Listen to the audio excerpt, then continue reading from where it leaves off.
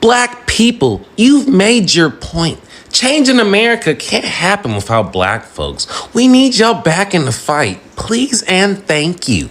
Aw, do the minorities and white people realize without black Americans, nothing is really going to succeed? But in reality, you don't want black Americans because we see how you guys view us when we try and run for office. You guys only see us as cattle and fodder to your cause. You want us to be on the front lines because you know it can get aggressive, shit will turn up, and you guys don't really care about our voice though. And we have had enough of that.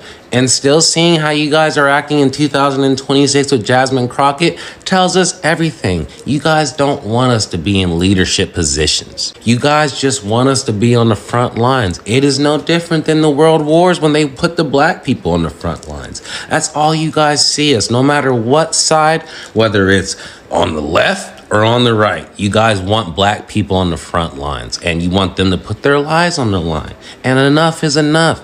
You need to fix your own problems and fix your own people and have them finally wake up and stop voting against their best interests. But are you gonna do that? No, because you want us to do all your fucking ground and dirty work. Without black Americans, everybody, you lose storytelling. You lose the creativity that turned pain into poetry, that turned struggle into style. Without black America, everybody, America literally loses its cultural and its global voice. Because when you think about it, the entire world's fascination with American culture, everybody, is essentially black culture. Whether it's from our music to our slang to our film to our sports, it's rooted, and once again, in black innovation. From Beyonce to Jay-Z, from Michael Jackson to Dr. Dre, from Michael Jordan to LeBron, from Barack Obama to Serena Williams, from Denzel Washington to Ava DuVernay. We're not just participants, everybody. We literally define the American culture that America exports abroad to the rest of the world. Hello YouTube family, I hope that everyone is doing fine. Welcome back to Polito Realities, a channel where we analyze politics and real-life events that shape global decision-making beyond the headlines and emotional narratives. If you are new here, take a minute to subscribe, to like, and to share today's video. And today, there is something personally I cannot ignore, and I'm sure most of you have noticed that thing. Why are the black voices becoming more and more silent each day? For much of the modern American history, the black political voices have been a stabilizing force, pushing institutions to respond to reform and also clarify their values. But today, that pressure feels reduced. It's not absent, but it's becoming more and more quiet.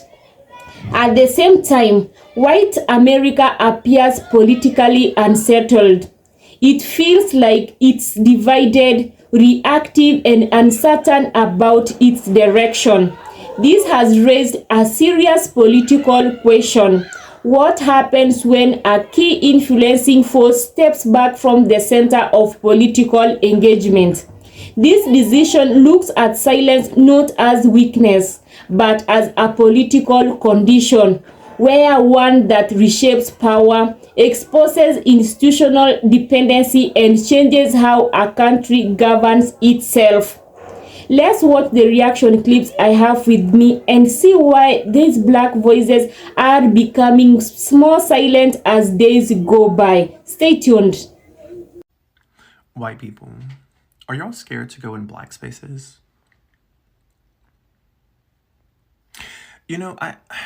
I know a lot of you, and if you're like, is he talking about me? Probably. Are you scared to go in black spaces? If so, I'm talking about you. I feel like so many white people are scared to go in black spaces for stereotypical reasons, right? Whether subconscious or not, you're probably thinking, am I safe? Are they just gonna jump me? Like, I don't know what you're thinking. Like, are they gonna rob me? Like, but I don't really know, like, what you think's gonna happen.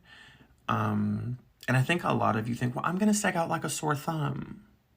You will. You're the only white person there. How do you think a black person feels when they walk into a white space? You will stick out like a sore thumb. Of course you will. Well, they look at me baby, they're making sure you're not there to hurt them. See, the difference is you're looking at them through the lens of stereotypes, right? They're looking at you through a lens of self-protection, because obviously through history, this country has shown over and over and over again the way it feels about its Black citizens. And it's still doing it today. So baby, when you walk into their space, they're just trying to make sure that they're safe around you because of actual historical reasons, not stereotypes. The magic happens when they realize you're safe. That's when the magic happens. And I promise you it's magic. Imagine waking up tomorrow and every Black and brown person in America is just gone.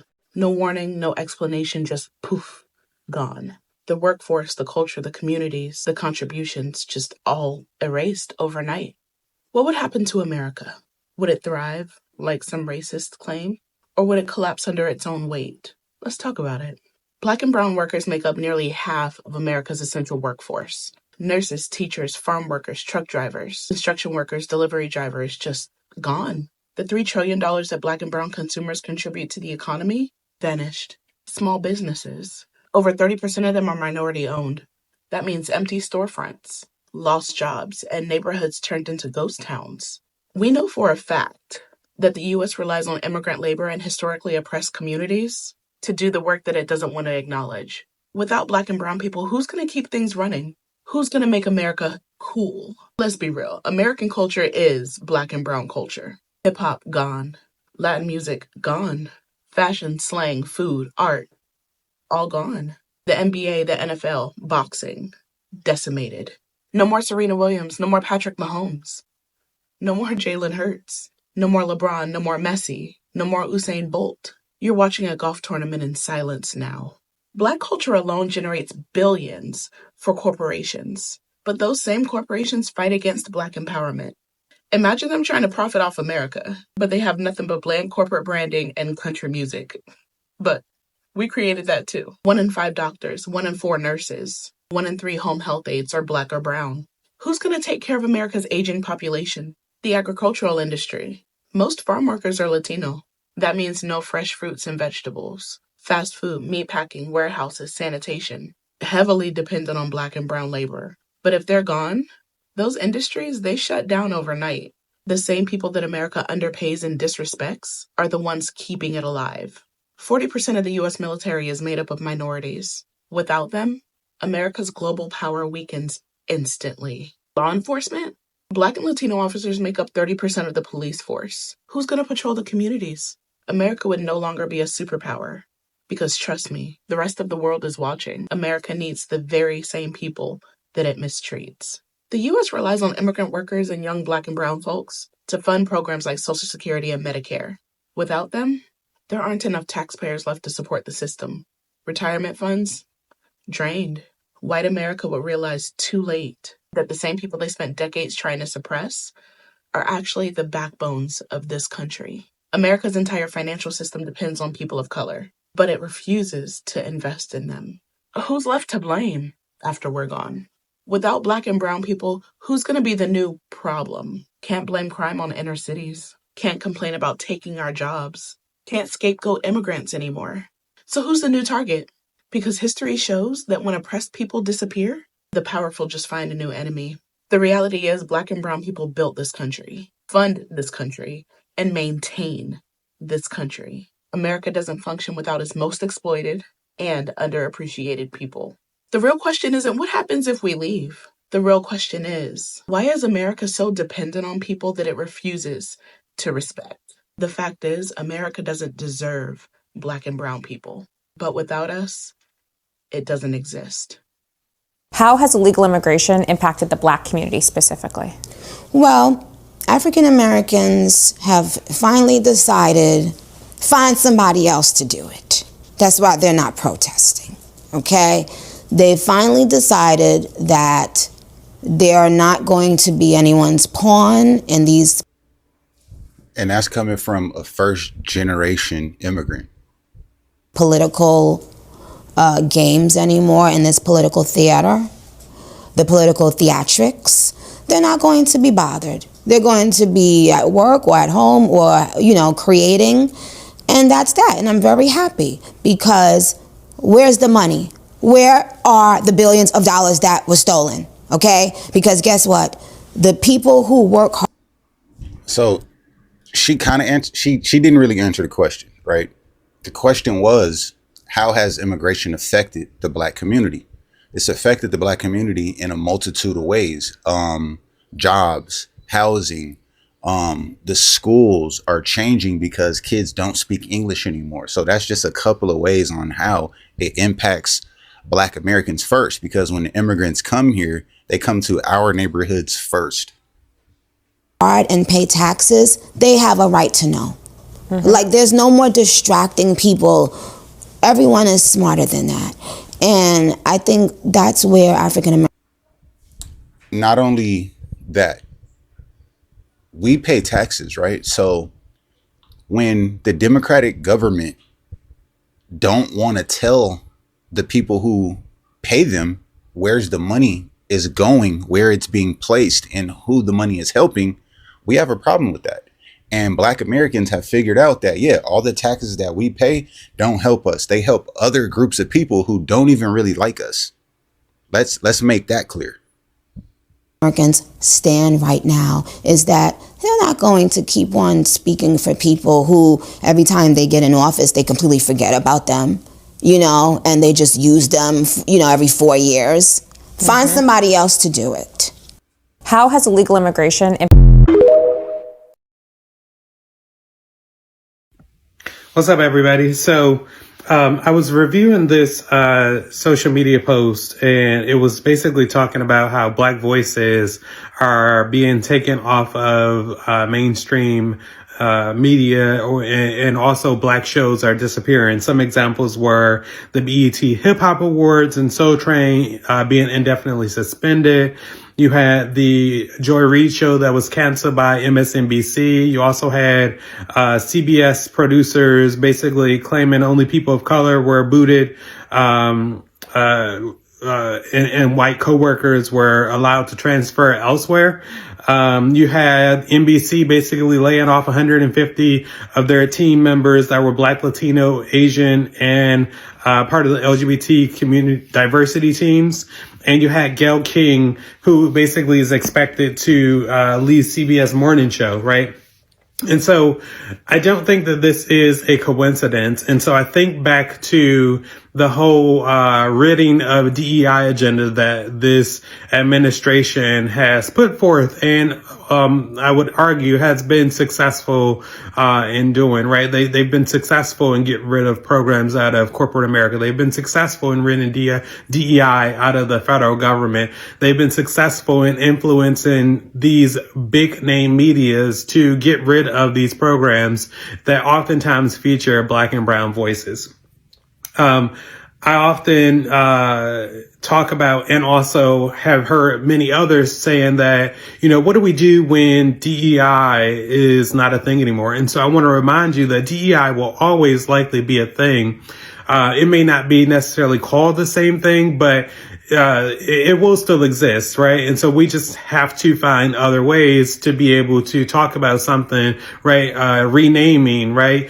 I think there is power in naming. And so I think we have to begin to tell our story, because we have to think, was DEI ultimately our original naming, or is this something that was made up? And so we just kind of took hold of it, right? There is power in naming. So I think when we get to write our own narratives and talk about the things that we want and the way we want, we can begin to define those and see them through, right? So I think that DEI is going to be folded into other things. That does not necessarily mean it loses its importance, but I do think that it's just a different way of working and doing things. One of the questions that was asked is what takes its place, right? So what takes the place of the Black voice, the people of color, the minority voice in mainstream media, when all these shows are gone? And to be honest, I don't think that there will be anything that will ever take our place, right? They can get rid of us on the mainstream media. They can get rid of our shows. They cannot fund us. But I think we always find a way to make our voices heard. For example, Don Lemon, right? He ended up coming out with his own YouTube show. Joy Reid, she ended up coming out with her show, as well. So I think that we just have to find other avenues to make sure our voices are heard. And just because our audience watched us on those mainstream channels doesn't necessarily mean that they won't follow us as well, right? I like to think that some of these people, when they come on air, they have a big following, and when they leave, they take their followers with them, especially if they're going to some other platform.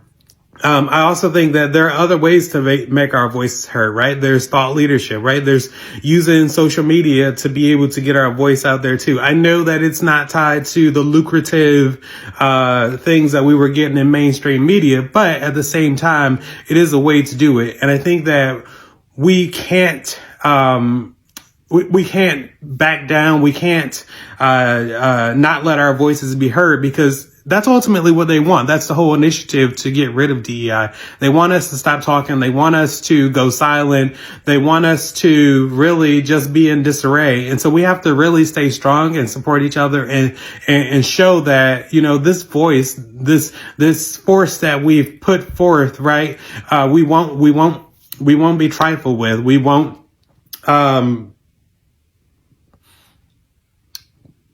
be trifled with. We won't be erased, right? And I think that's the big thing, erasure. We won't be erased. We will let our voices be heard, because at the end of the day, this is what we have to do in order for us to not only stay relevant, but also continue being the voice for the voiceless. Today I'm worried like you are worried too. Why are our black brothers and sisters silent? The other day, the Somalis and the Latinos have been complaining that the black Americans have gone silent. Those people are not, fighting for them.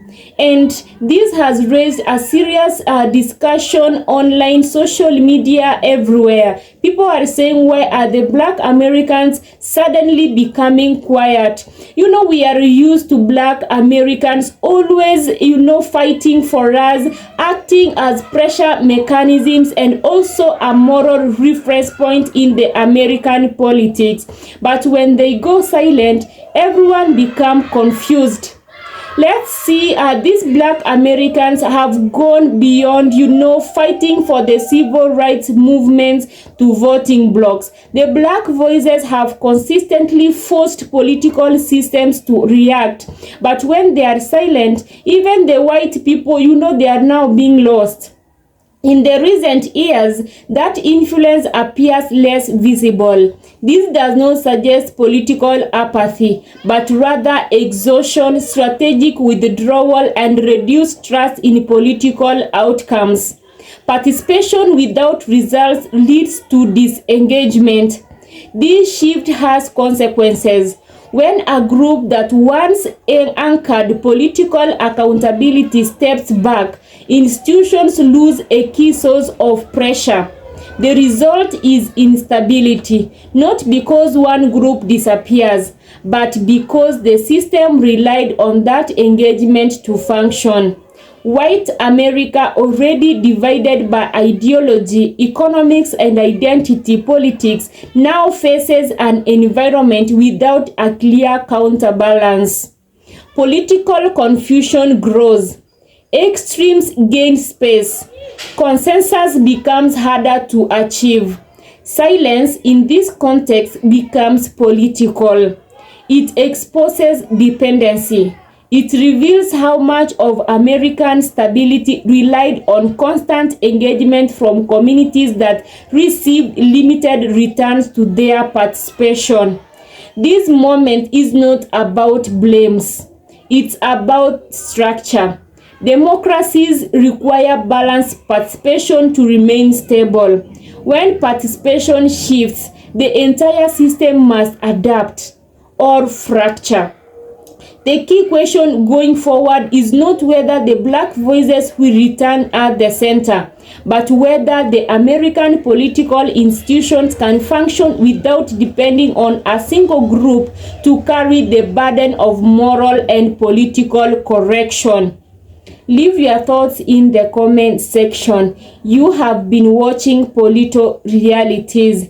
Remember to subscribe, to like, and to share today's video. Until next time, stay blessed.